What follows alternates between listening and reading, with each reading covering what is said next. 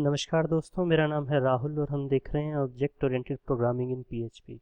और दोस्तों, आज का हमारा टॉपिक है लेट स्टैटिक बाइंडिंग। तो दोस्तों, लेट स्टैटिक बाइंडिंग को समझने के लिए हमें पहले प्रोग्रामिंग के बेसिक्स को एक बार रिवाइज करना होगा।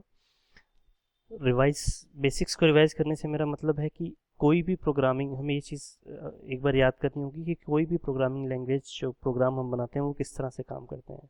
तो दोस्तों, सी प्लस प्लस की अगर हम बात करें या सी भी या कोई भी जावा की भी हम बात कर लें, तो उन लैंग्वेजेस में क्या होता है कि हम कोई भी प्रोग्राम लिखते हैं तो पहले हम उसे कंपाइल करते हैं और फिर उसके बाद ही रन कर पाते हैं। डायरेक्टली हम किसी प्रोग्राम को रन नहीं कर सकते हैं।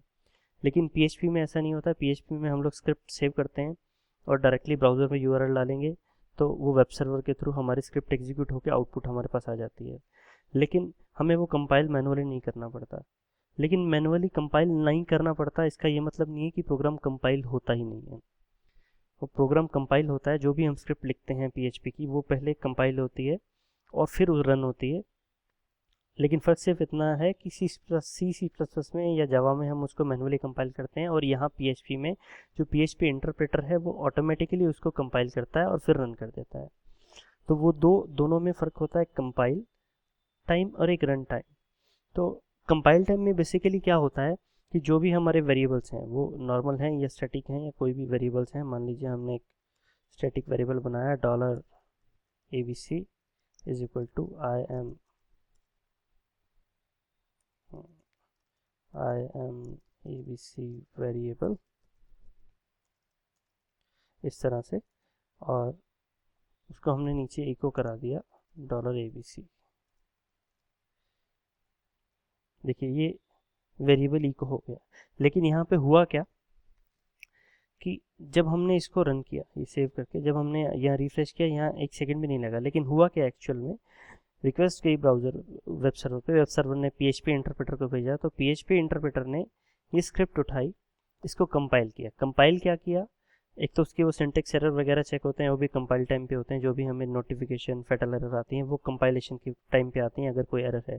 और दूसरा काम क्या होता है कि ये जो वेरिएबल बनाया हमने, इसकी वैल्यू जहाँ जहाँ भी ये वेरिएबल यूज़ किया उसकी जगह पे उसकी वैल्यू आ जाएगी।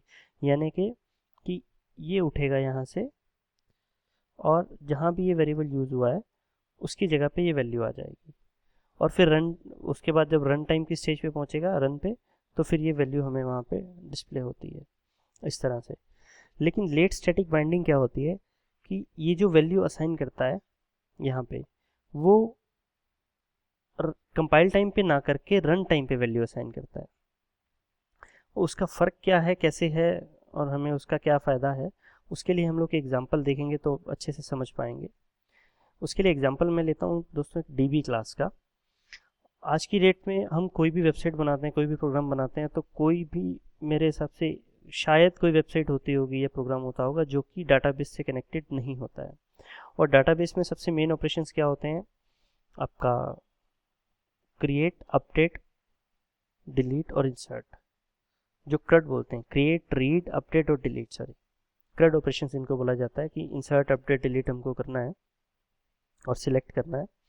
तो उसके लिए हम एक कॉमन क्लास बना सकते हैं जो कि हमारे फंक्शन वही के वही बार बार यूज़ हो जाए। मैं वो फंक्शंस यहाँ पे नहीं बनाऊंगा, लेकिन वो एक एग्जांपल एक बहुत अच्छा लगता है समझने के लिए, वो अच्छा एग्जांपल रहेगा, इसीलिए मैं ले रहा हूँ। मान लीजिए हमने क्लास बनाई, क्लास डीबी।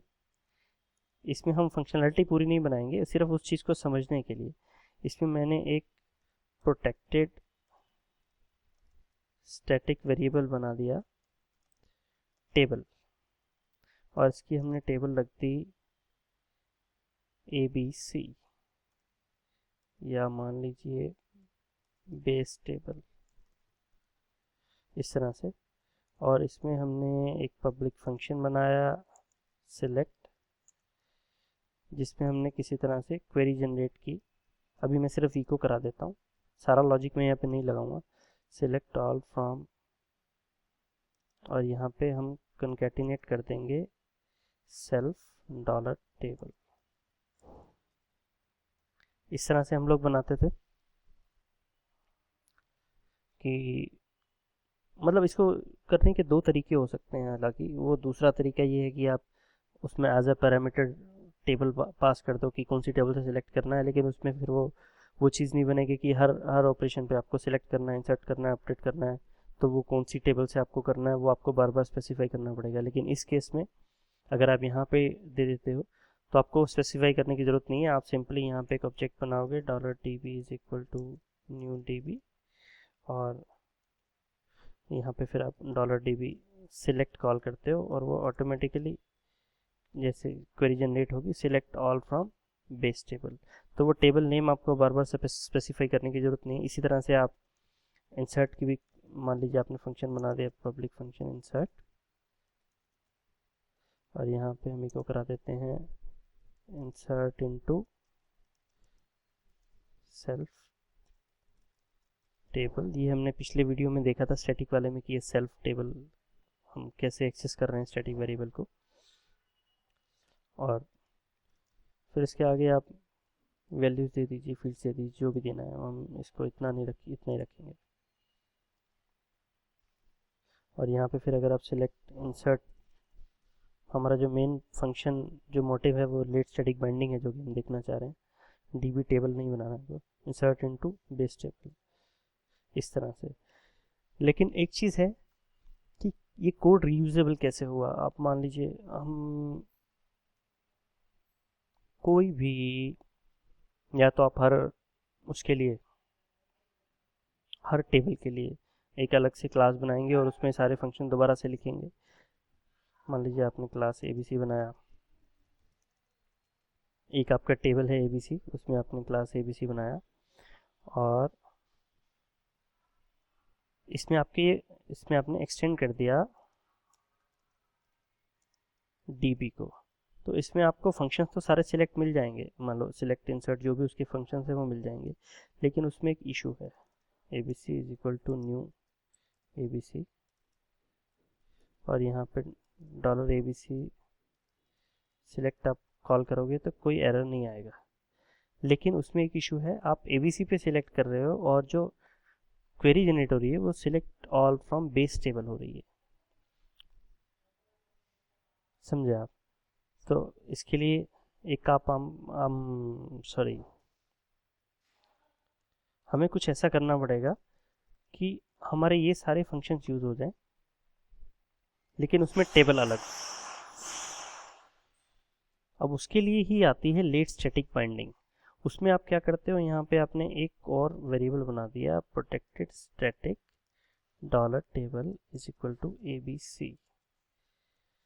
अभी इसका सॉल्यूशन नहीं हुआ है अभी ये वेरिएबल, क्योंकि देखिए जब हम यहाँ कॉल कर रहे हैं ABC, अब ये प्रोग्राम रन कैसे हो रहा है। जब हमने वहाँ पे रिफ्रेश हिट किया तो PHP इंटरप्रेटर के पास रिक्वेस्ट पहुँची, उसने स्क्रिप्ट उठाई तो वो कंपाइल करना शुरू किया।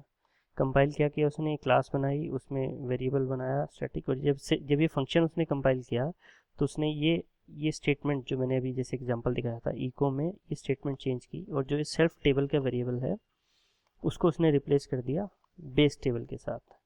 तो उसका रिजल्ट जब रन हुआ प्रोग्राम तो वो कुछ ऐसा था। कंकैटिनेट भी कर दें अगर हम, तो मान लीजिए इसको मैंने हटा दिया यहाँ से, इसको इधर से, कुछ इस तरह से बनेगा, और यही आउटपुट है जो हमें सामने देखने को मिल रही है। लेकिन हम चाहते ये हैं कि जो वो टेबल का नाम आए वो ये वाला ना आके ये वाला आए। तो वो कैसे कर सकते हैं, उसके लिए कीवर्ड होता है स्टैटिक। इस सेल्फ की जगह आप स्टैटिक कर दीजिए, बस यही है लेट स्टैटिक बाइंडिंग। और यहाँ पे भी हम लोग कर देते हैं।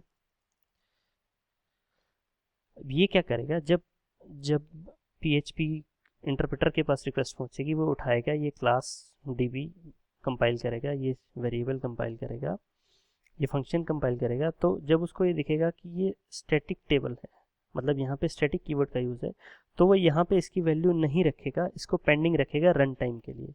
रन टाइम का जब रन होगा प्रोग्राम, यहाँ पे ऑब्जेक्ट बनेगा उसका,